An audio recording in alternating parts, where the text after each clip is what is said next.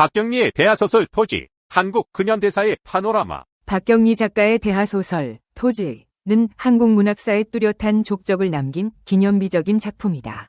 25년이라는 긴 세월 동안 집필된 이 작품은 방대한 서사와 다채로운 인물들을 통해 한국 근현대사의 격동기를 생생하게 그려냈다. 토지는 단순한 소설을 넘어 한 시대의 아픔과 희망, 그리고 인간의 삶과 죽음에 대한 깊이 있는 통찰을 담은 대서사시이다. 박경리 작가는 1926년 경상남도 통영에서 태어났다. 그녀는 일제강점기, 한국전쟁, 분단 등 격동의 시대를 온몸으로 겪으며 삶의 고통과 아픔을 문학으로 승화시켰다. 1955년 단편소설 계산으로 등단한 이후 그녀는 꾸준히 작품 활동을 이어가며 한국 문학사에 큰 족적을 남겼다. 특히 1969년부터 집필을 시작한 대하소설 토지는 그녀의 문학적 역량을 집대성한 작품으로 평가받는다. 토지는 1897년부터 1945년까지 약 50년에 걸친 한국 근현대사를 배경으로 한다.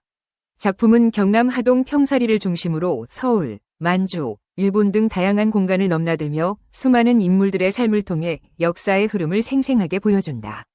동학 농민운동, 위병항쟁, 일제강점기, 해방 등 격동의 시대 속에서 인물들은 각자의 방식으로 삶을 개척하고 사랑하고 투쟁하며 역사의 한 페이지를 장식한다. 토지에는 500여 명에 달하는 다양한 인물들이 등장한다. 최찬판 댁을 중심으로 펼쳐지는 양반들의 이야기, 평사리 마을 사람들의 소박한 삶, 독립운동가들의 치열한 투쟁, 그리고 일본인들의 냉혹한 억압까지 다양한 계층과 배경을 가진 인물들의 삶이 촘촘하게 엮여 있다.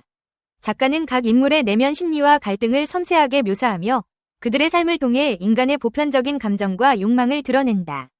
그 중에서도 작품의 중심축을 이루는 주요 등장인물들을 소개합니다. 최서희는 어린 나이에 부모를 잃고 평사리 최참판 댁에서 할머니 윤씨 부인의 보살핌 아래 자라난다. 하지만 그녀는 역경 속에서도 굴하지 않고 강인하고 총명한 모습을 보여준다. 몰락한 최참판 댁을 다시 일으켜 세우기 위해 끊임없이 노력하고 격동하는 시대 속에서도 주체적인 삶을 살아가며 자신의 운명을 개척해 나간다. 그녀는 가부장적인 사회 분위기 속에서도 사랑과 정의를 위해 싸우고 땅과 사람들을 지키기 위해 헌신하는 진취적인 여성상을 제시한다.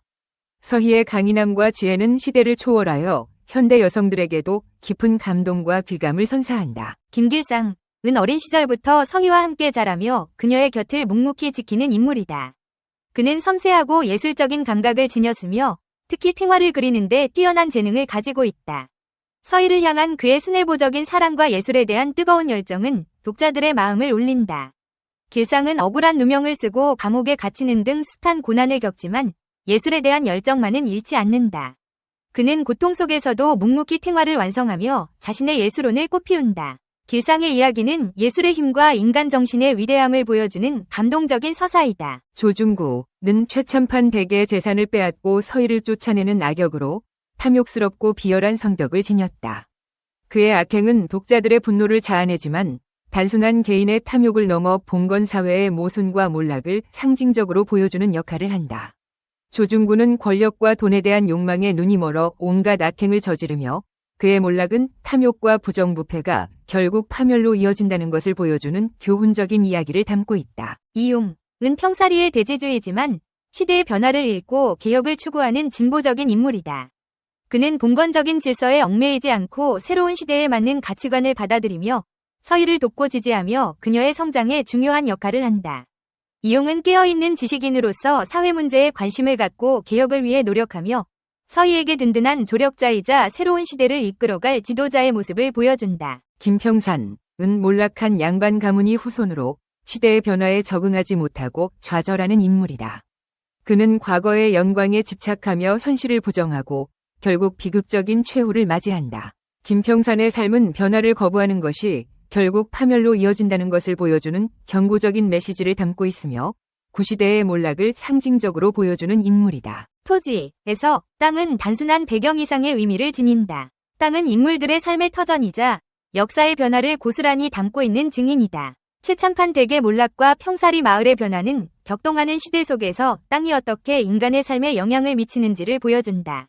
작가는 땅에 대한 애착과 땅을 둘러싼 갈등을 통해 인간의 삶과 역사의 깊은 연관성을 드러낸다. 토지는 남성 중심적인 역사 서술에서 벗어나 여성을 역사의 주체로 조명한다. 서희, 길상, 월선 등 여성 인물들은 억압적인 사회 분위기 속에서도 자신의 삶을 주체적으로 개척하고 사랑과 정의를 위해 투쟁한다.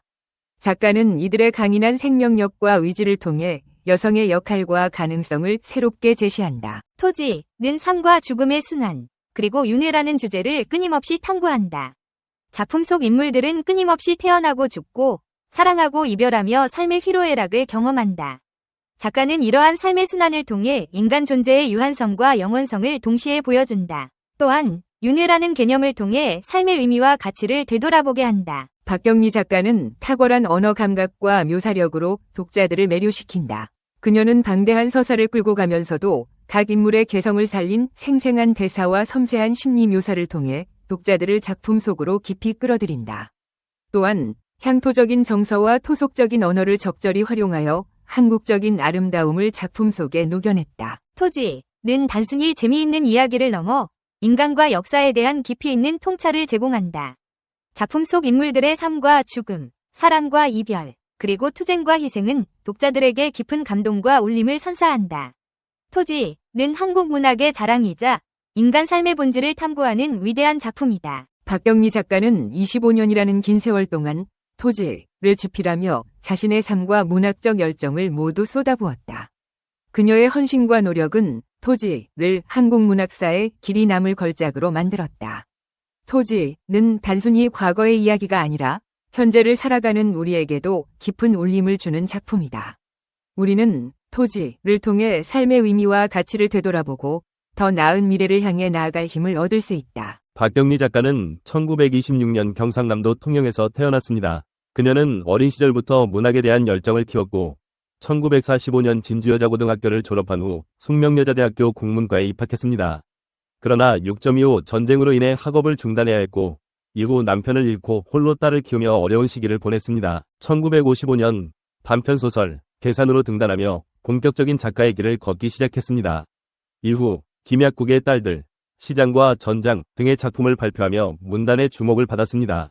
특히 1969년부터 집필을 시작한 대하소설 토지는 그녀의 대표작이자 한국 문학사에 길이 남을 걸작으로 평가받고 있습니다. 토지는 25년이라는 긴 세월 동안 집필되었으며 한국 근현대사의 격동기를 배경으로 다양한 인물들의 삶을 통해 인간의 보편적인 삶과 운명, 역사의 의미를 깊이 있게 탐구한 작품입니다. 박경리 작가는 토지 외에도 표류도, 나비야 청산가자 등 다수의 소설과 시, 수필 등을 발표하며 폭넓은 문학 활동을 펼쳤습니다. 그녀의 작품들은 뛰어난 문학성과 깊이 있는 통찰력으로 많은 독자들에게 사랑받았으며 한국 문학 발전에 크게 기여했습니다. 박경리 작가는 2008년 5월 5일 폐암으로 별세했습니다. 그녀는 생전에 문학은 인간의 영혼을 맑게 하고 삶의 의미를 되찾게 하는 힘이 있다고 말하며 문학에 대한 깊은 애정과 열정을 보여주었습니다. 그녀의 작품들은 오늘날에도 많은 사람들에게 감동과 깨달음을 주고 있으며 한국 문학사의 길이 남을 유산으로 평가받고 있습니다. 철학 증명 문제. 왜 성필원이 세상에 존재해야 하는가? 왜 무가 아니고 유여야 하는가? 세상에 성필원이라는 존재가 없다고 가정해보자. 그렇다면 아무런 법칙도 존재하지 않을 것이다. 결국 법칙도 어떤 것이기 때문이다. 아무 법칙도 존재하지 않는다면 모든 것이 허용될 것이다. 모든 것이 허용된다면 무는 용납되지 않을 것이다. 따라서 무는 그 자체를 용납할 수 없다. 그러므로 성필원은 이 세상에 존재해야 한다. 철학 문제 증명 끝.